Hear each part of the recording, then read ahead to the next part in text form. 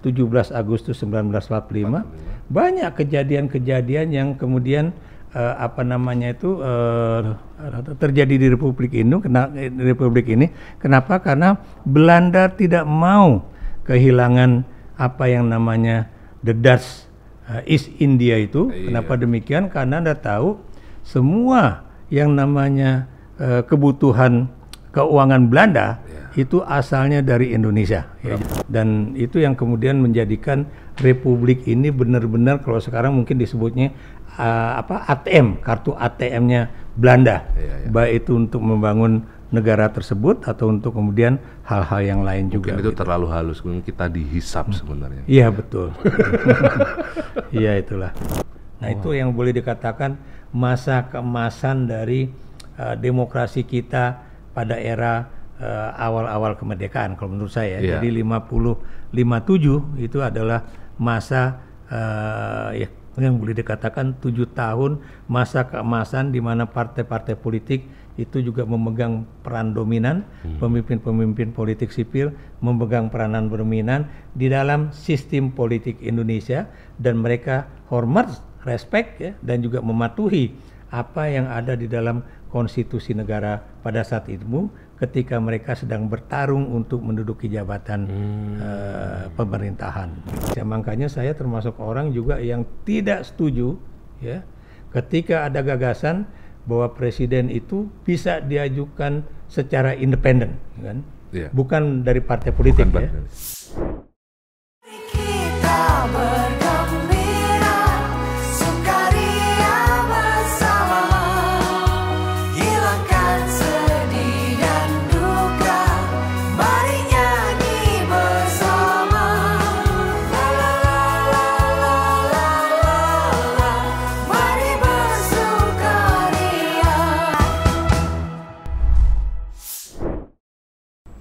Halo Sobat BKN dimanapun Anda berada, kepalkan tangan persatuan untuk Indonesia Raya, merdeka!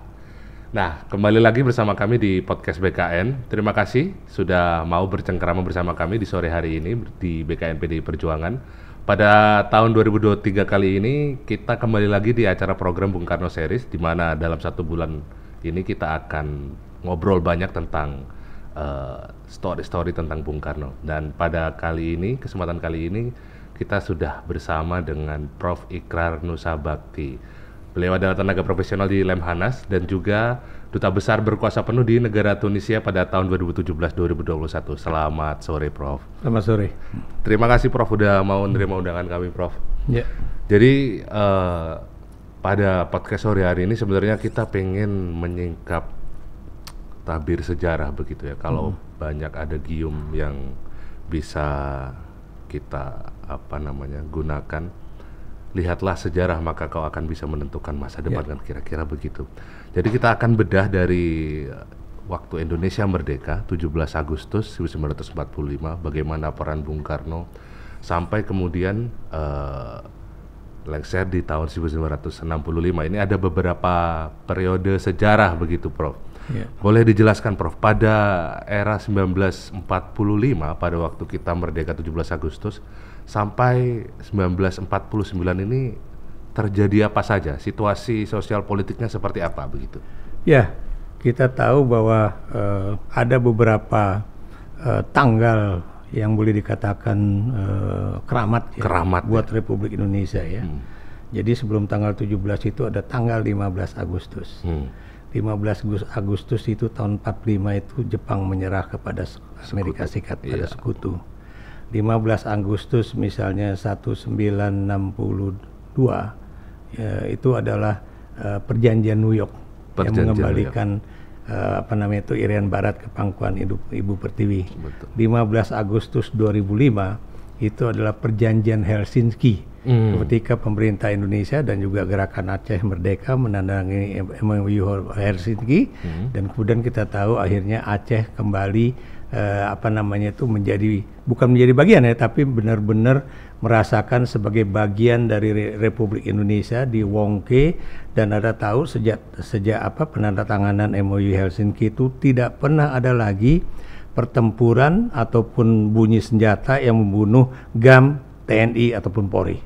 Jadi Itu kita cerita dulu itu. Tanggal-tanggal keramatnya. Demikian juga ya. Jadi peristiwa tanggal 15 Agustus, antara 15 Agustus sampai 17 Agustus itu kan juga ramai. Kenapa demikian? Karena tidak sedikit anak-anak muda Indonesia pada saat itu ya yang menculik tanda kutip misalnya Soekarno-Hatta sampai ke Rengas Dengklok, dan kemudian mereka mendesak supaya Bung Karno dan Bung Hatta itu memproklamasikan kemerdekaan Indonesia.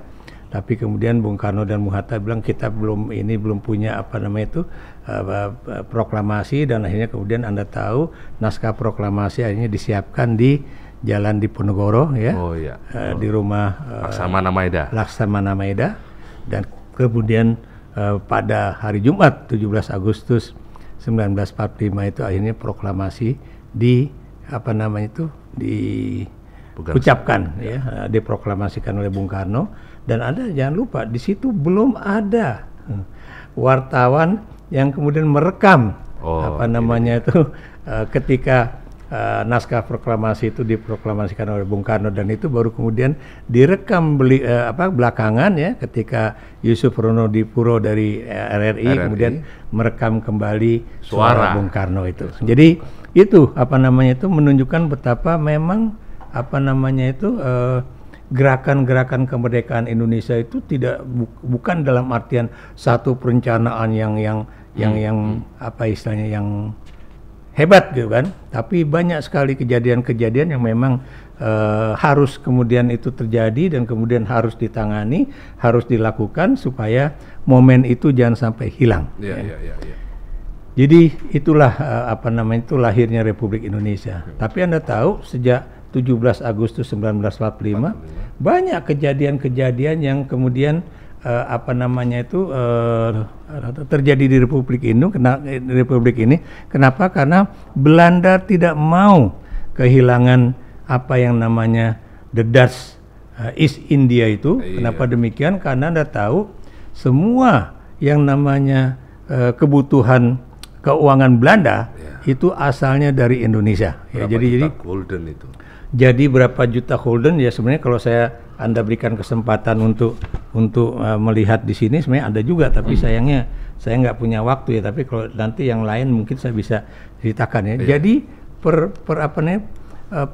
bulan aja itu berapa gulden yang didapatkan oleh Belanda ya. Dan itu yang kemudian menjadikan Republik ini benar-benar kalau sekarang mungkin disebutnya ATM, kartu ATM-nya Belanda, baik itu untuk membangun negara tersebut atau untuk kemudian hal-hal yang lain juga. Mungkin itu terlalu halus, mungkin kita dihisap sebenarnya. Iya betul. Iya itulah. Dan kita tahu juga ya kenapa kemudian Belanda kemudian tidak mau memberikan kemerdekaan pada Indonesia selain masalah itu, tapi juga itu didukung oleh sekutu ya. Dan Anda tahu Belanda ingin membentuk lagi apa disebut Netherlands Indies Civil Administration ya. Dan tentara sekutu yang masuk pertama kali ke Indonesia itu adalah tentara Inggris ya. Makanya jangan kaget ketika kemudian dalam perjuangan anak-anak Indonesia di Surabaya terjadilah peristiwa terbunuhnya Jenderal Malabi ya. Jadi itu sesuatu yang heroik ya, yang kemudian menimbulkan rasa kepahlawanan. Maaf saya kadang-kadang agak emosional dikit ya. Tapi Hari Pahlawan itu tidak akan dilupakan oleh semua orang Indonesia. Jadi itu, dan Anda juga tahu Belanda kemudian juga melakukan yang disebut dengan aksi polisional pertama tahun 47 ya. Katanya itu aksi polisional karena Indonesia katanya tidak merasa terikat dengan perjanjian Linggajati atau enggak, pokoknya tidak melaksanakan perjanjian Linggajati lah. Kemudian ada juga aksi militer yang kedua ya tahun 48 ya, sekitar bulan kalau nggak salah tahun 48. Tapi memang situasinya agak berubah ya. Jadi antara aksi polisional 147 dengan 48 ya. Kenapa? Karena 48 Amerika yang tadinya istilahnya itu agak hati-hati atau tidak terlalu ingin mendukung Indonesia, akhirnya pada peristiwa 48 itu benar-benar mendukung. Kenapa demikian? Karena satu, ada peristiwa pemberontakan musuh di Madiun ya. Berarti ada kekhawatiran akan terjadinya pengaruh komunisme di Indonesia. Kedua, Anda tahu 49 kemudian juga akhirnya komunis menang di Cina ya, dalam pertarungan antara Partai Komunis Cina dengan Partai Nasionalis Cina ya. Dan kemudian juga kita juga tahu bahwa akhirnya di India juga kemudian pemerintah India pada saat itu melakukan konferensi internasional untuk mendukung Indonesia ya, yang kemudian akhirnya mereka melihat wah ini udah menjadi suatu peristiwa internasional ya. Jadi negara-negara Asia waktu itu mendukung Indonesia melalui satu konferensi yang diadakan oleh Perdana Menteri India Jawaharlal Nehru pada saat itu ya. Jadi Amerika melihat bahwa ini akan bahaya. Kalau kemudian Indonesia tidak dibantu, Indonesia akan masuk ke dalam pengaruh komunis dan kemudian Cina juga akan Cina juga baru menang komunisnya di Cina, dan karena itu mereka melihat Indonesia tuh harus dibantu supaya merdeka, tapi tidak di bawah Partai Komunis Indonesia lah. Kalau kita tarik mundur dulu ini sebentar, biar agak clear begitu. Pada 1945 sampai sebelum 47-48 itu situasi politik atau kebatinan rakyat yang pertama, kemudian situasi dari organisasi-organisasi politik di Indonesia itu seperti apa? Kan kita ada pemberontakan PKI di 48 ya. Itu sebenarnya suasana kebatinannya seperti apa ketika kita sudah menerima kabar bahwa wow kita bisa merdeka begitu? Itu seperti apa sebenarnya situasi pada waktu itu? Ya. Kalau kita lihat ya pada tingkatan nasional ya, itu kan mereka kemudian melihat ini Bung Karno udah jadi presiden, kemudian Hatta menjadi Perdana Menteri ya, dan pada saat itu mereka melihat bahwa sudah ada republik dan tumbuhlah kaum republikan. Tapi Anda jangan lupa bahwa kaum republikan itu cuma ada di sebagian besar wilayah Jawa dan sebagian besar wilayah Sumatera. Ya. Kenapa demikian? Karena di wilayah tersebut ya, kayak misalnya ada wilayah yang disebut dengan negara Sumatera Utara, Sumatera Timur ya. Kemudian juga ada negara Palembang, ada negara Riau, di Jawa sendiri ada negara Madura, ada negara yang Pasundan ya, dan sebagainya. Itu yang memang sebagian itu dulu diciptakan oleh Van Mook ya.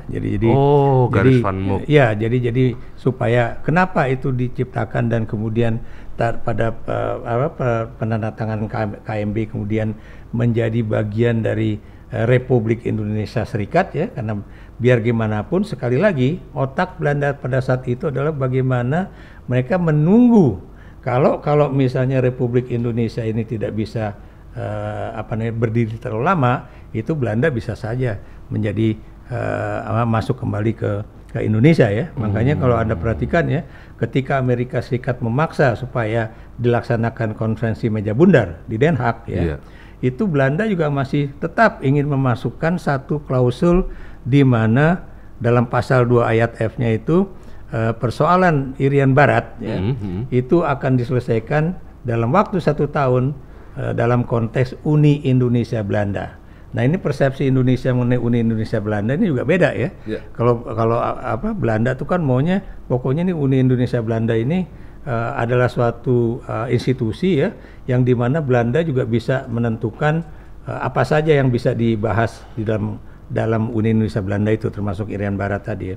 Tapi kalau dalam Indonesia itu kan cuma satu organisasi yang mild aja ya, yang nggak terlalu penting-penting amat dalam konteks Indonesia. Dan Anda jangan lupa bahwa salah satu yang harus dibicarakan oleh Indonesia di dalam Uni Indonesia Belanda itu bukan cuma persoalan Irian Barat ya, tapi juga persoalan ekonomi Indonesia. Saya beri contoh misalnya perbankan Indonesia, kemudian rate misalnya pertukaran antara uang Indonesia ya dengan uang asing, kemudian bahwa perusahaan-perusahaan Belanda yang ada di Indonesia ya itu harus tetap dijaga, harus mendapatkan privilege dari pemerintah Indonesia yang baru, seperti juga dulu mereka mendapatkan privilege dari pemerintah Hindia Belanda dan sebagainya yang punya kemudian kuasa bayangan begitu.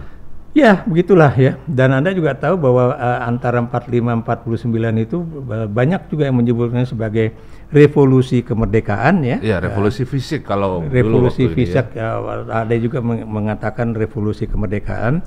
Tapi Anda jangan lupa bahwa revolusi kemerdekaan itu bukan cuma melalui jalur militer ya, tapi juga melalui jalur negosiasi ya, atau misalnya diplomasi dan perang ya. Dan kemudian juga ada juga jalur diplomasi dalam konteks bahwa Bung Karno ya dan juga Bung Hatta tahu persis bagaimana posisi Indonesia di mata Amerika dalam geopolitik internasional pada saat itu. Jadi Indonesia itu diuntungkan dengan peristiwa-peristiwa yang terjadi misalnya di Tiongkok ya, peristiwa-peristiwa juga yang terjadi di apa namanya itu di Uni Soviet ya, jadi dan juga di beberapa negara di Asia. Makanya kemudian akhirnya Amerika itu yang tadinya begitu pasif menjadi sangat aktif mendukung kemerdekaan Indonesia atau dalam konteks Dewan Keamanan PBB-nya tadi yang cuma bicara penghentian permusuhan antara Indonesia Belanda dalam konteks aksi polisinal Belanda itu menjadi Anda harus pokoknya menarik diri dan kemudian masuk ke dalam suatu konferensi meja bundar dan harus kemudian diselesaikan tahun itu juga. Jadi itulah yang kaitan antara diplomasi dan perang dalam konteks perjuangan kemerdekaan Indonesia pada antara periode 45 sampai 49. Dan Anda juga jangan lupa ya bahwa tentara Indonesia pada saat itu juga bukan cuma yang lahir dari Indonesia sendiri ya, tapi juga maksud saya laskar-laskar ya, dari Laskar Hizbullah, laskar macam-macam lah ya. Tapi juga ada juga yang dulu dibentuk oleh Jepang kayak pembela tanah air ya. Ada juga yang apa namanya itu bekas tentara KL ya. KL itu tentara Belanda ya yang langsung dikirim ke Indonesia. Tapi ada juga yang Kenil ya. Jadi ABRI atau Badan Keamanan Rakyat itu memang terdiri atas tentara profesional yang tadi bikinan Jepang ataupun dari Belanda, PETA, dari Kenil, tapi juga ada yang milisi dari laskar yang disebut dengan laskar itu. Oke, Prof, bagaimana Prof menggambarkan tadi sempat disebut ada pengaruh geopolitik begitu pada waktu 45-49 ini. Bagaimana Prof menggambarkan letupan di China, letupan di Rusia itu juga turut mempengaruhi pembentukan republik kita begitu. Kita ini kan sama seperti orang hidup kan, apa yang kita pernah alami, apa yang pernah kita lalui, itu kan akan menentukan bagaimana kita ke depan. Demokrasi kita pun seperti itu. Kita pernah pada tahap awal sekali ini 45-49, bagaimana bisa itu letupan dari luar eksternal begitu, tapi mempengaruhi dalam negeri. Ya, saya beri contoh ya, kenapa orang Indonesia juga merasa bahwa kita bisa aja mengusir Belanda dari tanah air kita. Itu dipengaruhi oleh misalnya bagaimana Jepang, bangsa Asia itu bisa mengalahkan Uni Soviet di dalam perang di antara dua negara tersebut misalnya nih ya. Kemudian yang tadi saya katakan ya, bagaimana misalnya pertempuran atau pertarungan kekuasaan di Cina itu juga kemudian bisa berpengaruh terhadap kebijakan luar negeri Amerika Serikat mengenai Asia khususnya Indonesia ya. Jadi itu sampai di Departemen Luar Negeri Amerika Serikat atau State Department itu sampai ada khusus ya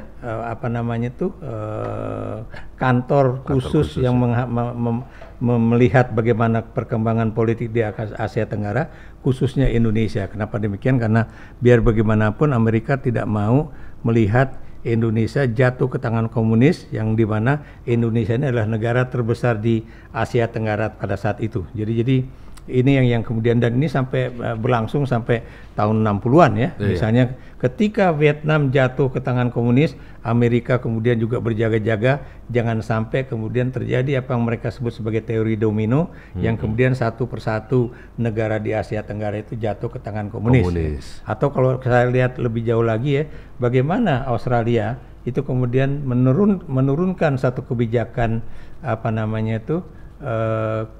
Colombo Plan ya untuk membantu negara-negara di kawasan Asia Tenggara ya, termasuk Indonesia walaupun Indonesia bukan anggota Commonwealth atau negara persemakmuran Inggris, tapi harus masuk. Kenapa demikian? Karena biar bagaimanapun Indonesia yang terletak di wilayah utara Australia itu jangan sampai jatuh ke tangan komunis yang nanti juga akan bisa berpengaruh kepada keamanan Australia. Jadi memang semuanya diperhitungkan, samalah seperti sekarang ya.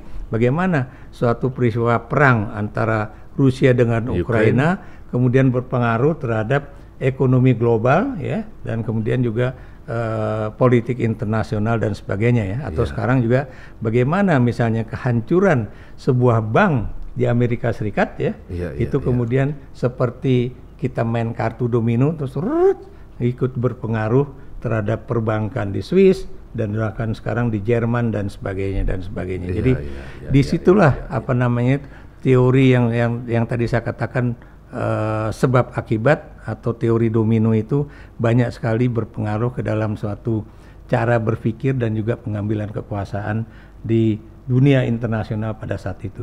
Baik, kita agak maju sedikit ke masa ininya berarti di 27 Desember 49. Ya, Belanda mengakui kemerdekaan.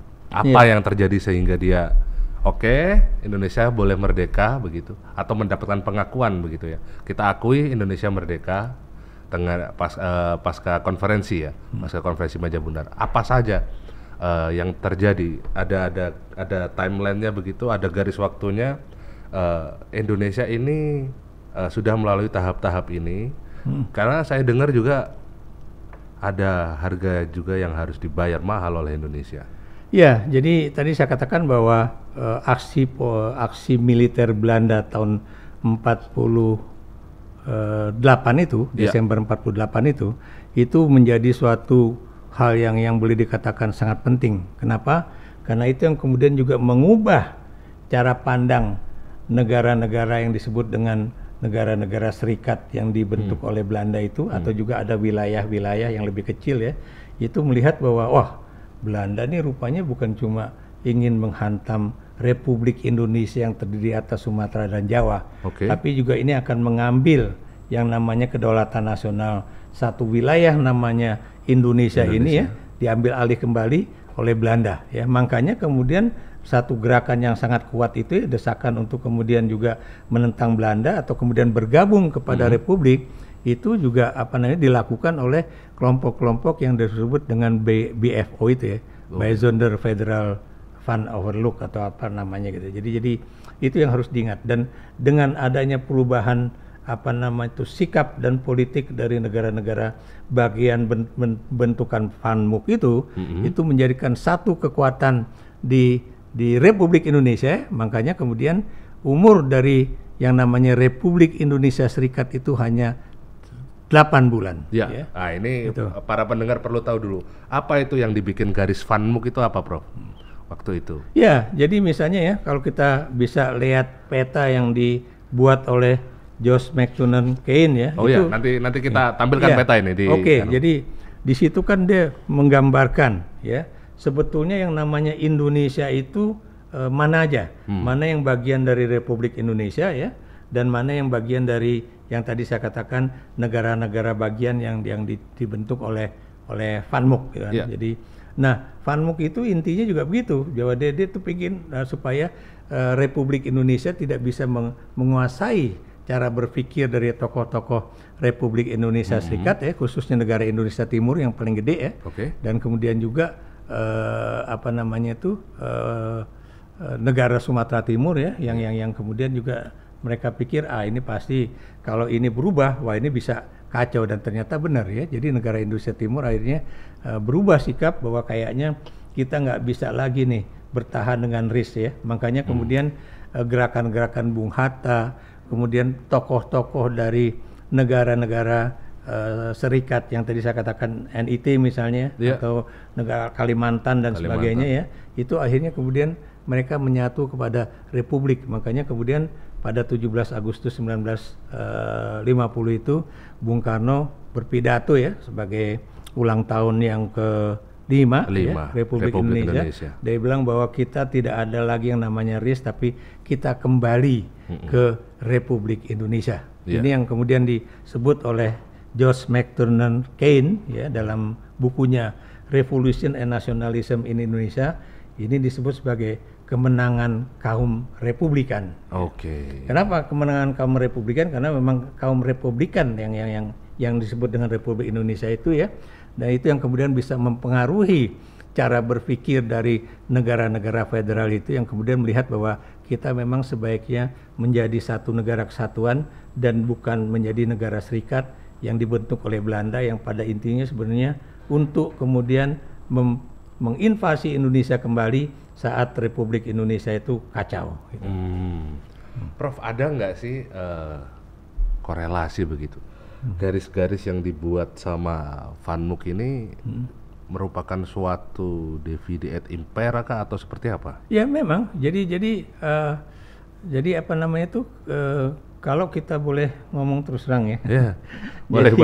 Republik Indonesia ini kan banyak kan gerakannya itu ya untuk Republik Indonesia loh ya. Wilayah Sumatera dan Jawa itu pergerakannya dilakukan oleh kaum intelektual. Oke. Ya, kaum intelektual yang tidak ada kaitannya dengan apa sih namanya itu kalau orang yang punya, karena dia keluarga dari kerajaan atau apa ya, aristokrasi. Oh, aristokrat ya. Jadi dia bukan aristokrat, dia juga bukan keturunan raja, atau dia prince atau dia pangeran atau raja ya. Nah, sementara negara-negara serikat ini itu banyak kan memang terdiri atas aristokrat ya, atau kemudian pangeran-pangeran atau raja-raja kecil ya, yang ada di wilayah itu. Nah, makanya kemudian cara berpikirnya kemudian berubah. Berbeda dengan negara ini merdeka karena kaum intelektual, tapi pasca Van Mook itu mereka membangkitkan aristokrat ini, begitu ya? Betul, ya. Makanya kalau Anda perhatikan ya kan tidak sedikit ya rakyat yang kemudian melakukan pemberontakan terhadap para aristokrat itu ya. Jadi itulah yang kemudian mereka mendesak supaya ayo kita merdeka, karena kan Bung Karno itu kan dari tahun 27 ya, dengan didirikannya PNI itu dia kan pokoknya merdeka, jadi independen full stop, jadi pokoknya benar-benar kemerdekaan yang nggak ada kemudian embel-embel yang lain lah. Jadi itu yang kemudian mempengaruhi negara-negara bagian dari yang dibentuk oleh Van Mook itu, dan juga negara-negara kecil tersebut ya, termasuk negara Madura, negara Pasundan. Pada akhirnya berhasil kita yang berhasil kita atau Belanda dalam hal aristokrat versus intelektual pada waktu itu? Yang berhasil Indonesia. Anda bisa lihat ya, hanya dalam waktu 8 tahun ya, 8 tahun dari 1 Januari 1950 ya sampai kemudian 17 Agustus 1 Januari 50 sampai 17 Agustus 1950 itu kemudian kita bisa kembali ke Negara Kesatuan Republik Indonesia pada dengan nama itu. Republik Indonesia ya, bukan lagi Republik Indonesia Serikat. Banyak nggak pada waktu itu konfrontasi fisiknya rakyat? Ini kan perang pengaruh ini kan jadinya waktu aristokrat dengan intelektual pada waktu itu, pemberontakan di mana-mana juga melibatkan banyak rakyat begitu, Bro. Ya, Anda kalau baca dengan sejarah budaya Indonesia juga akan muncul ya, di mana ada seorang budayawan yang kemudian dibunuh juga oleh rakyat karena dia dianggap sebagai bagian dari aristokrat di wilayah tersebut ya. Atau kemudian ada juga seorang pemimpin di Kalimantan ya, karena dia posisinya sebagai aristokrat ya, tapi kemudian bertentangan dengan misalnya keinginan rakyatnya, dan kemudian akhirnya diturunkan dan sebagainya gitu. Jadi itulah yang boleh dikatakan gerakan-gerakan dari bawah itu juga muncul ya. Jadi itu yang terjadi, makanya lebih easy buat Soekarno-Hatta itu untuk kemudian mengembalikan Negara Kesatuan Republik Indonesia dari serikat menjadi NKRI atau Republikan itu. Prof, mohon maaf ini. Kalau kita bicara tadi soal ini, pada akhirnya ini akan menjadi konsolidasi wilayah begitu ya? Betul. Konsolidasi wilayah. Pada waktu itu narasi yang berkembang terkait dengan pembelahan dari Van Mook ini tadi, itu kampanye narasinya seperti apa? Dan juga ini kan dari sisi aristokrat, ini kan yang dari sisi intelektual begitu. Itu kok sampai rakyat itu bisa tergerak gitu loh. Saya orang merdeka gitu, saya republikan begitu. Jangan Anda lupa, satu hal yang dituntut oleh Republik Indonesia pada saat itu di dalam konferensi meja bundar itu adalah bahwa kita hanya boleh memiliki satu tentara nasional, ya, yaitu Tentara Nasional Indonesia atau yang kemudian dulu mungkin masih Angkatan Bersenjata Republik Indonesia. Ini adalah modal besar yang dimiliki Republik. Kenapa demikian? Maaf, saya agak ngelantur dikit. Anda lihat yang namanya Birma atau Myanmar. Itu kan tentara nasionalnya kan cuma yang berada dari yang suku Burman atau yang ada di wilayah kecil di sekitar Yangon dan sebagainya. Tapi yang di lain-lain ada Chin, Kacen, macam-macam itu mereka punya tentara-tentara sendiri ya. Makanya kemarin waktu pembebasan tenaga kerja Indonesia di wilayah itu kan bukan misalnya kita berunding juga dengan tentara Myanmar, tapi dengan tentara yang berkuasa di wilayah tersebut ya. Jadi kita beruntung. Ada milisi-milisi daerah yang juga punya kuasa itu berarti. Dan kita juga ingat ya bahwa di situ dulu kan kita memiliki apa yang disebut gubernur-gubernur militer ya. Walaupun itu tidak semua gubernur militer itu berasal dari militer ya. Karena itu kan kayak di Aceh juga orang sipil, di beberapa wilayah juga orang sipil. Kenapa disebut gubernur militer? Karena memang pada saat itu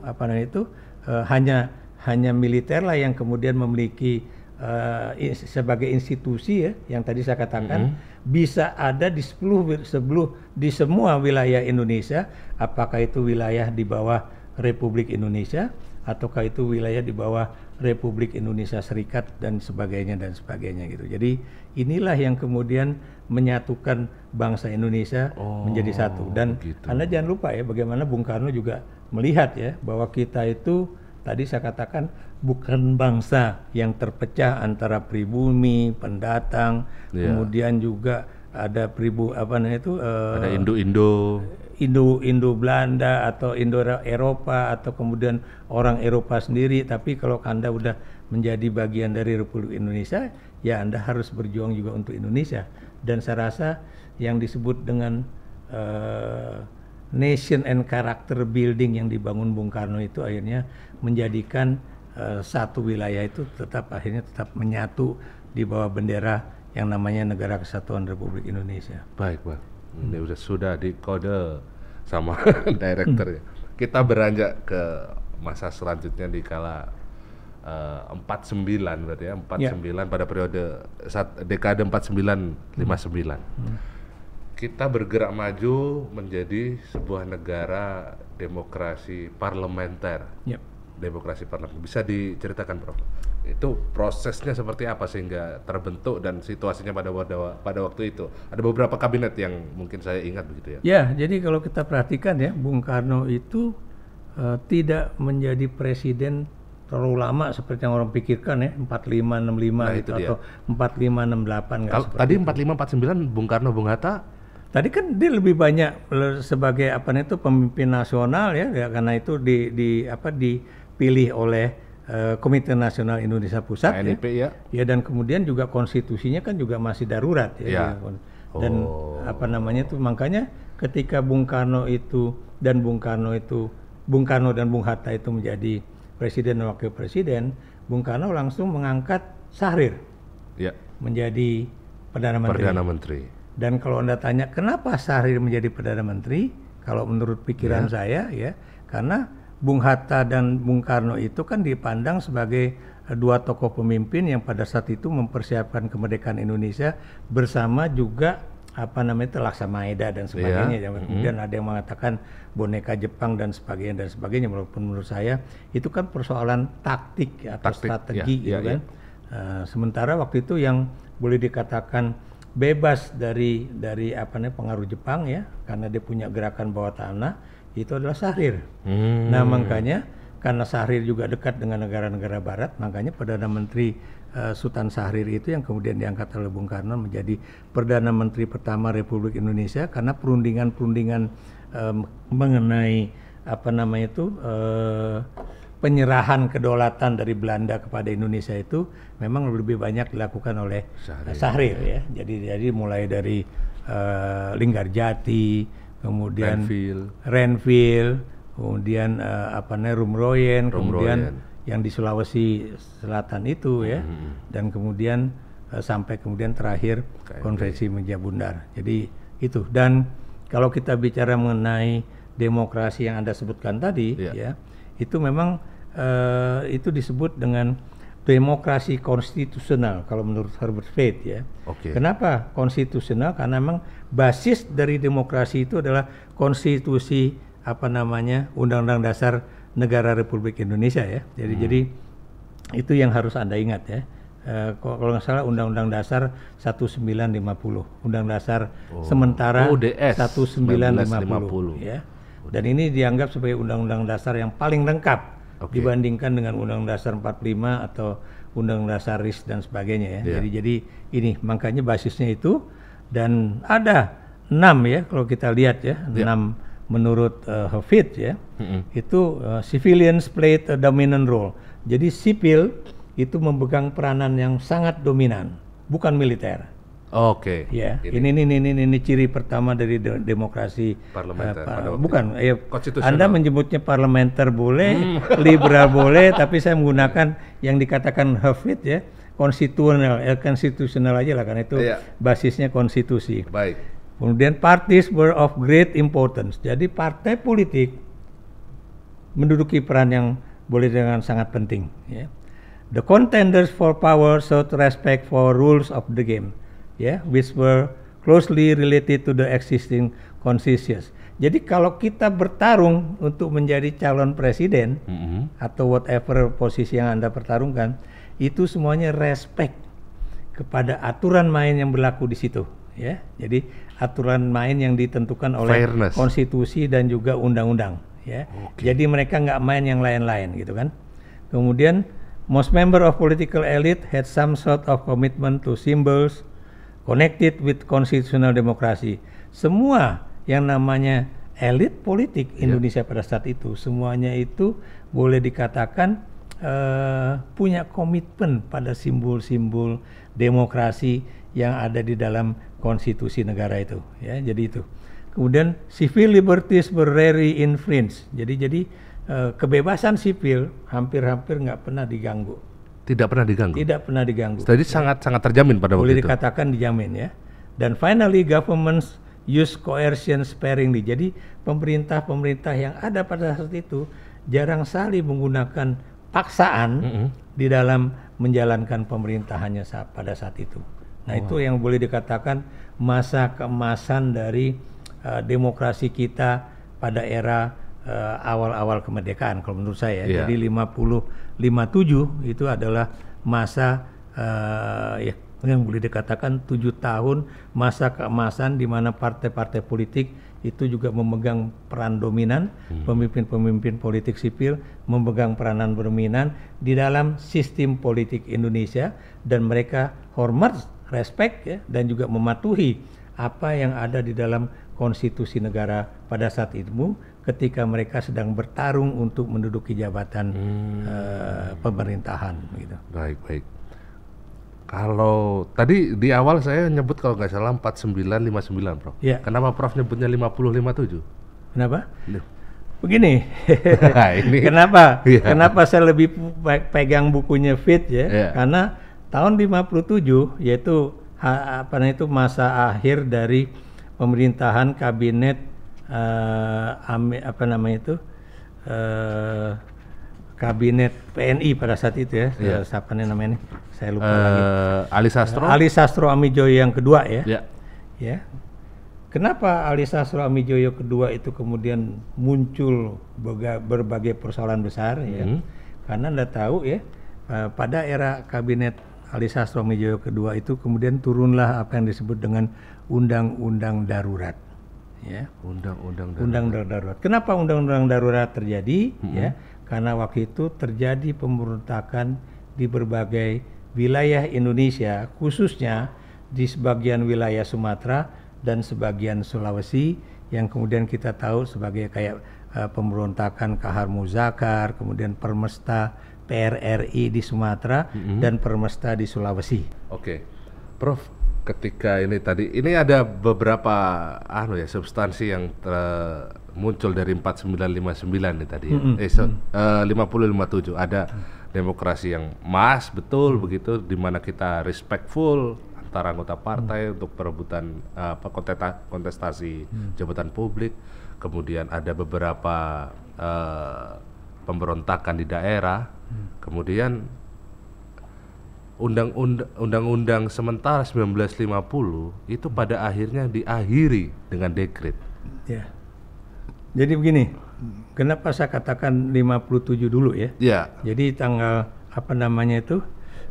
jadi second Alisaso Amijoyo kabinet tuh ya, itu kan berakhir pada Maret 57. Maret 57. Ya.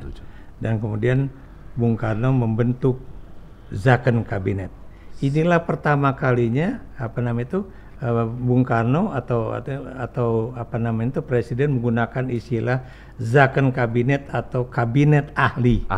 Iya, yang itu kemudian dituruti juga ya sama Pak Presiden Soeharto juga menyebut kabinet ahli. Jokowi juga pernah menyebut kabinet betul. ahli yang bukan terdiri atas partai-partai politik aja ya. Dan walaupun kita tahu partai politik pasti nggak suka. Kan? Kenapa nggak suka? Karena kok bisa orang bukan anggota partai bisa masuk kabinet kan? Padahal kita tahu memang kadang-kadang kita membutuhkan bukan orang partai di dalam posisi jabatan-jabatan kabinet. Saya beri contoh misalnya Menteri Keuangan, kalau bisa bukan orang partai. Ya. Menteri Sekretaris negara, kalau bisa bukan orang partai ya. Itu jadi kenapa itu penting? Karena itu kan juga akan menentukan kemana arah ini. Jadi tadi saya katakan kabinet Juanda ya, tahun 57 ya, itu memang singkat, nggak nyampe itu. Tapi Anda tahu kabinet Juanda itu ada juga hal yang baik yang kemudian dihasilkan. Saya beri contoh misalnya deklarasi Juanda, Juanda mengenai Kepulauan Nusantara. Ya.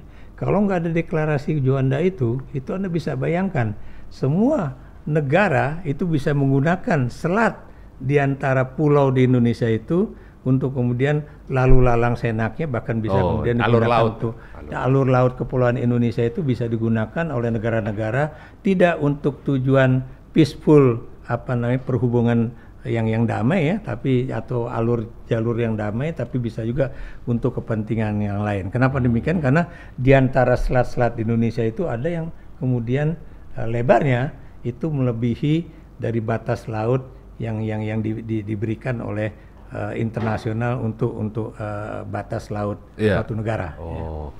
Jadi itu yang harus kita lihat ya. Dan kita tahu kabinet Juanda akhirnya berakhir dan kemudian masuklah kemudian guided demokrasi atau yang disebut dengan demokrasi terpimpin. Ya. Sebetulnya Bung Karno ya itu juga agak enggan untuk kemudian menghabisi kata demokrasi itu. Kenapa? Beliau melihat bahwa biar gimana pun kalau nggak ada demokrasi di Indonesia, bagaimana ya? Walaupun akhirnya beliau mengatakan oke, demokrasi kita tapi jangan kemudian melalui voting-votingan. Tapi kalau bisa lebih banyak musyawarah mufakatnya ketimbang melalui voting jumlah suara. Ya, jadi itu. Prof, satu pertanyaan terakhir. Pada era 59 sampai kemudian 65, boleh nggak kita minta satu perspektif begitu? Apa kemudian yang membuat demokrasi terpimpin ini tidak sukses? Kenapa? Ada apa ini pada waktu itu? Dan bagaimana peran Bung Karno pada demokrasi terpimpin? Karena kita tahu pada waktu itu juga ada presiden seumur hidup begitu kan? Ya. Jadi saya selalu mengatakan cobalah teman-teman membaca sejarah ya. Penentuan presiden seumur hidup buat Bung Karno itu dilakukan oleh MPRS ya, diputuskan oleh MPRS. Tapi Anda juga tahu ya, udah dikasih jabatan presiden seumur hidup, tapi kemudian beliau juga kemudian dijatuhkan ya oleh MPRS ya. Atau kalau saya menyebutnya sebagai kudeta konstitusional. Saya selalu mengatakan kudeta dengan menggunakan institusi yang konstitusional yaitu MPRS gitu kan. Memutuskan bahwa pertanggungjawaban Presiden Soekarno ya dengan nawaksaranya itu ditolak ya. Iya, Anda bayangkan 2 kali ditolak ya. Dan kemudian ini juga aneh juga kan, makanya Bu Mega waktu kemarin ulang tahun Lemhanas kan beliau mengatakan aneh, orang bapakku itu menjadi presiden seumur hidup oleh MPRS, kemudian tiba-tiba MPRS sendiri atau kemudian dituduh melakukan satu kudeta terhadap pemerintahan yang sah ya dengan bekerja sama dengan PKI, dia bilang gitu kan. Masa kemudian bapakku mengkudeta dirinya sendiri, suatu hal yang nggak masuk akal. Ya, betul. Jadi itulah ya, itu menjadi pelajaran yang sangat apik buat kita ya.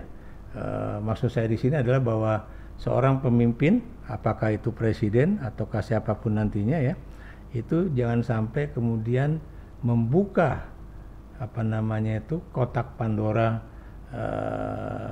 kekuasaan seperti yang terjadi pada 57-59 ya, yang kemudian akibatnya bisa mendegradasi peran sipil di dalam politik ya, termasuk juga peran partai politik terhadap jalannya pemerintahan di Indonesia. Makanya saya termasuk orang juga yang tidak setuju ya ketika ada gagasan bahwa presiden itu bisa diajukan secara independen kan, bukan dari partai politik ya.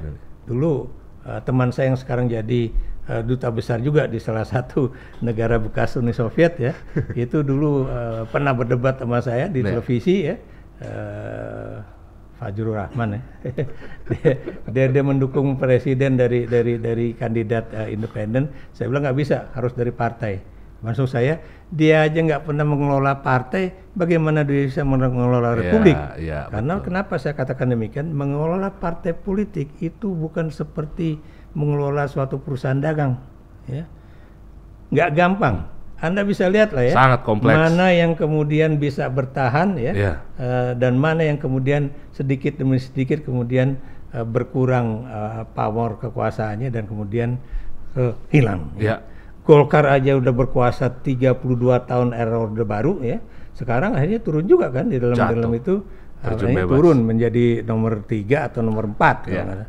Satu kalimat penutup terakhir Prof dari hikmah yang kita ambil dari ini, satu perjalanan demokrasi awal kita gitu ya.